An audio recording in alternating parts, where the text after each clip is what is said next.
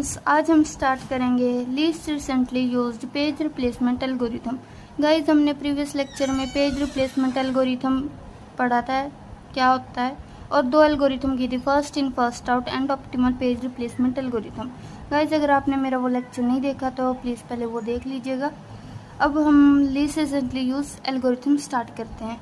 तो इसमें क्या होता है, इसमें replace the least recently used page in past, mean जिसका बहुत कम यूज़ है, मीन्स मेमोरी में, उस पेज को रिमूव करना है मेमोरी से। तो हम इसे एग्जांपल से समझते हैं। ये गाइज हमारी रेफरेंस स्ट्रिंग है,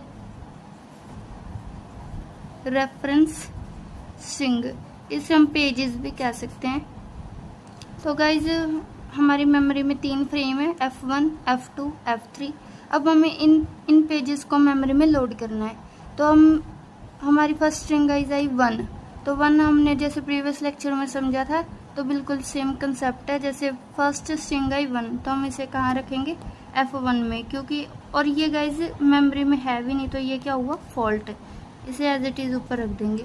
सेकेंड पेज आया 2, ये भी मेमोरी में नहीं है, तो हम इसे क्या करेंगे, फ्रेम 2 में रख देंगे। ये भी क्या हुआ, पेज फॉल्ट, क्योंकि ये मेमोरी में नहीं है। नेक्स्ट स्ट्रिंग है 3। अब 3 पेज गाइज, अब 3 पेज हमने देखा ये भी मेमोरी में नहीं है, तो ये क्या हुआ, पेज फॉल्ट।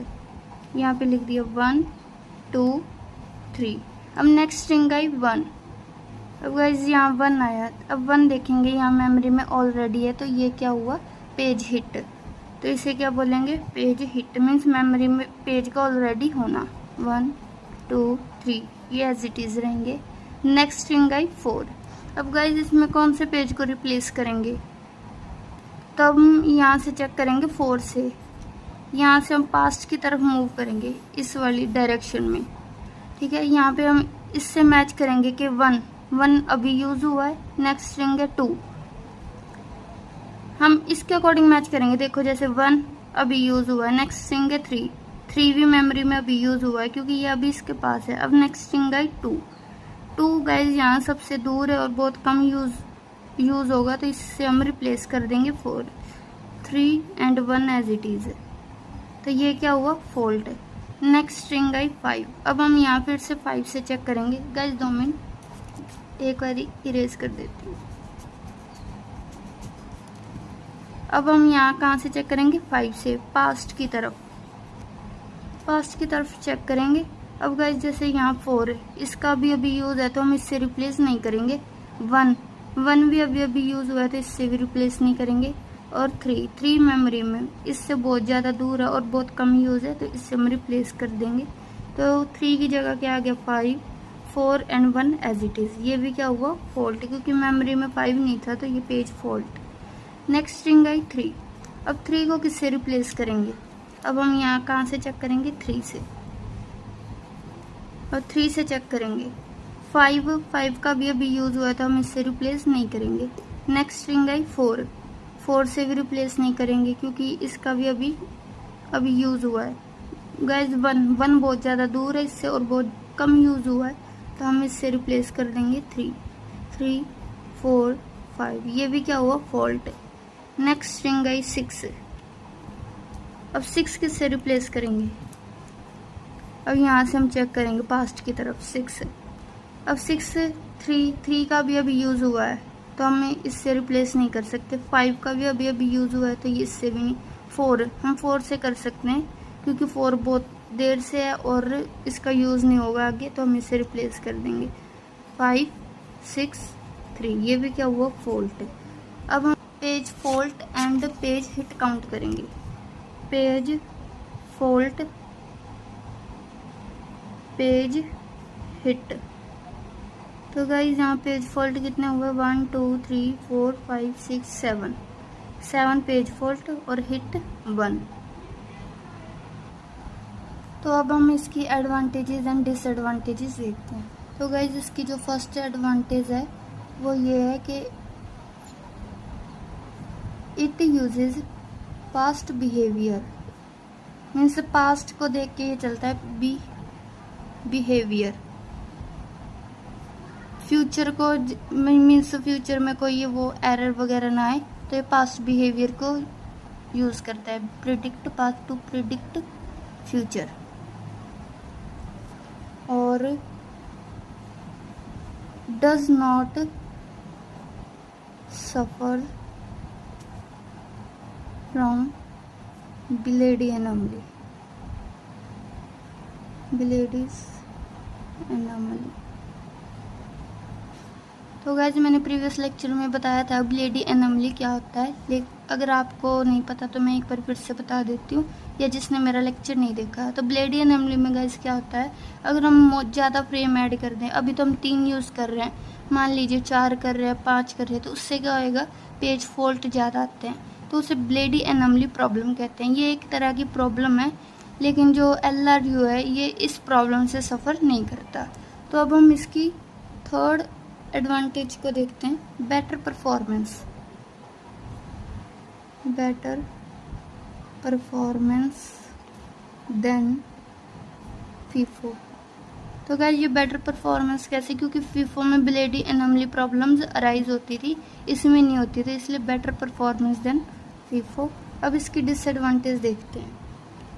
ये guys difficult to implement, difficult to implement, because ये क्या करता है, store last used time, means उसका टाइम को स्टोर करेगा जो लास्ट पेज जो यूज़ हुआ है, तो इसलिए ये डिफ़िकल्ट हो जाता है इम्प्लीमेंट में। और सेकंड डिसएडवांटेज मोर ओवरहेड, मोर ओवरहेड के कैसे मोर ओवरहेड, क्योंकि हम पास्ट में चेक करते हैं कि कौन सा मीन्स ज़्यादा दूर यूज़ हुआ है, कम यूज़ हुआ है, तो इससे क्या हो जाए, ओवरहेड इंक्रीज़ हो जाती है। तो गाइज अब हम नेक्स्ट एल्गोरिथम समझते हैं, most recently used page replacement algorithm. तो हम देखते हैं MRU algorithm, remove the page that was used most recently before a new page need to be loaded. हम गाइज इसमें क्या कह रहे हैं कि उस पेज को रिमूव करना है जो मीन्स अभी अभी यूज़ हुआ है, अभी रिसेंटली यूज़ हुआ है, न्यू पेज को लोड करने से पहले।